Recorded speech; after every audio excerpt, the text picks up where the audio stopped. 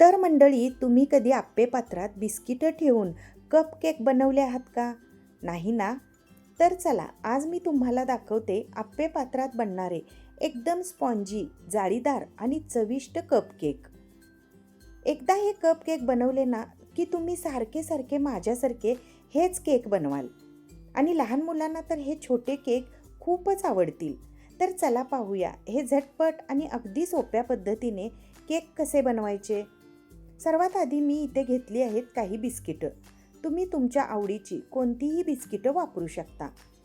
ही सर्व बिस्किटं आपण प्लेटमध्ये काढून घेऊया आणि प्रत्येक बिस्किटांचे छोटे छोटे तुकडे करून घेऊया.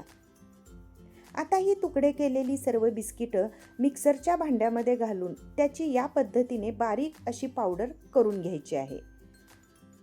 तर बघा, बारीक पावडर तयार झाली आहे. आता या पावडरमध्ये थोडं थोडं दूध घालत हे मिश्रण व्यवस्थित मिक्स करून घ्यायचं आहे. मिश्रणाची कन्सिस्टन्सी अशी हवी, ना खूप घट्ट ना खूप पातळ.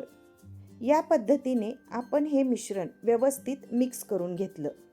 आता यामध्ये 1 चमचा बेकिंग पावडर आणि पाव चमचा बेकिंग सोडा घालूया आणि हे मिश्रण एका दिशेने व्यवस्थित फेटून घ्यायचं आहे, जेणेकरून कप केक एकदम छान स्पॉन्जी होतील. इकडे मी आप्पे पात्र आधीच गरम करून घेतलं होतं. आता प्रत्येक साच्याला थोडं थोडं तूप लावून घ्यायचं आणि आता तयार झालेलं हे बिस्किटांचं मिश्रण प्रत्येक साच्यामध्ये थोडं थोडं भरून घ्यायचं. मंडळी, असे छोटे छोटे कपकेक बनवले ना की सर्वांना खायलाही अगदी खूप सोपे पडतात आणि लहान मुलांना तर एक एक कपकेक द्यायलाही खूप छान वाटतं.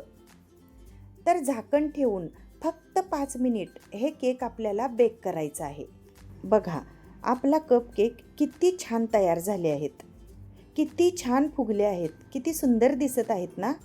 आता हे सर्व कपकेक आपण अलगद प्लेटमध्ये काढून घेऊया. तर बघा, मागच्या बाजूने सुद्धा किती छान जाळीदार टेक्स्चर आलं आहे.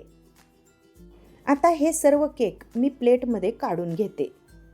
यावर मी सजावटीसाठी प्रत्येक केकवर थोडीशी टूटी फ्रुटी ठेवली होती. आता बघा, यातील एक केक मी तुम्हाला मोडून दाखवते. बघा, आतून किती छान भाजलेला आहे आणि किती सुंदर स्पॉन्जी जाळीदार टेक्स्चर आलेलं आहे. एकदम सॉफ्ट, स्पॉन्जी आणि टेस्टी असा हा केक तयार होतो. आणि विशेष म्हणजे हा कप केक आपण बिस्किटांपासून आणि आप्पे पात्रात बनवला आहे. वाढदिवस असो, घरी पाहुणे येणार असतील किंवा मुलांना अचानक काहीतरी गोड खायला हवं असेल तर ही झटपट रेसिपी नक्की करून बघा.